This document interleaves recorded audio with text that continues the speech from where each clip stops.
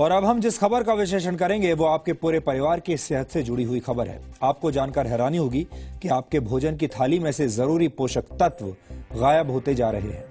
यानी आप जो खाना खा रहे हैं उससे आपका पेट तो भर सकता है लेकिन पोषण नहीं हो सकता। नेशनल इंस्टीट्यूट ऑफ न्यूट्रिशन ने इसी वर्ष एक फूड कॉम्पोजिशन टेबल तैयार किया है, जिसके आधार पर इंडियन डायटिक एसोसिएशन यानी आईडीए ने भारतीय थाली से जुड़ा एक रिसर्च किया। इस रिसर्च के मुताबिक पिछले 30 वर्षों से भारतीय भोजन की ताकत और उसके पोषक तत्व लगातार कम हो रहे हैं। आपने अक्सर बड़े बुजुर्गों को यह कहते हुए सुना होगा कि पुराने जमाने में भोजन की बात ही कुछ और हुआ करती थी। हर चीज शुद्ध होती थी और आपका खाना शरीर को लगता था। बड़े बुजुर्गों की यह बात अब सच साबित हो रही है। आईडीए का रिसर्च इस बात को भी साबित करता है कि 30 वर्ष पहले खाने में शुद्धता की गारंटी आज के मुकाबले कहीं ज्यादा थी। आईडीए के मुताबिक गेहूं में 9% कार्बोहाइड्रेट कम हो चुका है। इसके अलावा बाजरे में 8.5% कार्बोहाइड्रेट कम पाया गया है। पिछले 30 वर्षों में मूंग की दाल में आयरन कंटेंट 6.12% कम हो गया है, जबकि मसूर की दाल में प्रोटीन 10% कम पाया गया। प्रोटीन हमारे शरीर के लिए बहुत जरूरी पोषक तत्व है और इसकी कमी से कई तरह की बीमारियां होती हैं। आटे और दाल के बाद सबसे ज्यादा इस्तेमाल होने वाली सब्जियों को भी चेक कर लीजिए। नए जमाने के आलू में विटामिन बी, मैग्नीशियम और जिंक की मात्रा पहले से कम पाई गई है। टमाटर में विटामिन बी, आयरन और जिंक की मात्रा में 66 से 73% तक की कमी देखी गई। फलों की बात करें तो सेब में आयरन कंटेंट पहले के मुकाबले 60% कम हो चुका है। यानी लो हीमोग्लोबिन और एनीमिया से पीड़ित लोगों को सिर्फ सेब के भरोसे अब नहीं रहना चाहिए।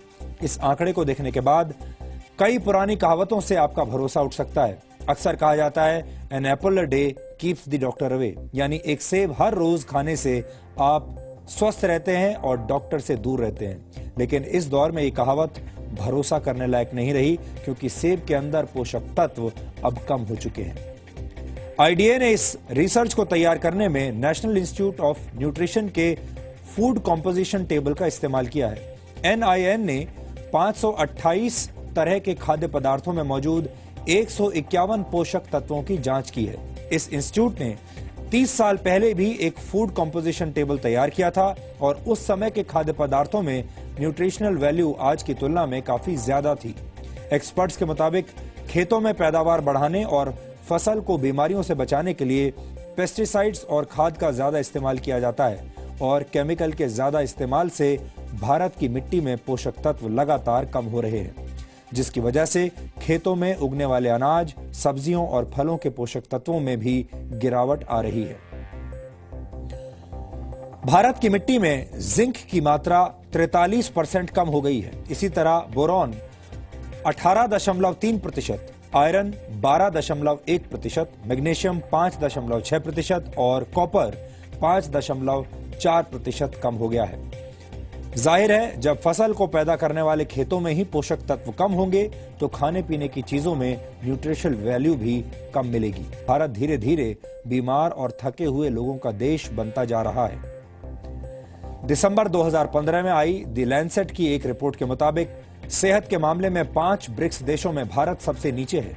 ब्रिक्स देशों में भारत के अलावा ब्राजील, रशिया, चीन और साउथ अफ्रीका शामिल है। 2013 में पूरी दुनिया में बीमार लोगों की कुल संख्या में से 20% भारतीय थे। भारत में इस वक्त 7 करोड़ लोग डायबिटीज के शिकार हैं और डायबिटीज का मरीजों की संख्या के मामले में भारत चीन के बाद दूसरे नंबर पर है। वर्ल्ड कांग्रेस ऑफ कार्डियोलॉजी के मुताबिक सन 2020 तक भारत में होने वाली 40% मौतें दिल से संबंधित बीमारियों की वजह से होंगी।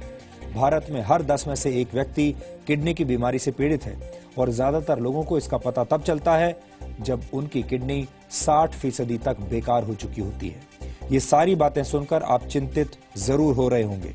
आप सोच रहे होंगे कि एक तरफ भारत के लोग बीमार हो रहे हैं और दूसरी तरफ हमारे भोजन के अंदर मौजूद पोषक तत्व भी कम हो रहे हैं। ये एक तरह से दोहरी मार है।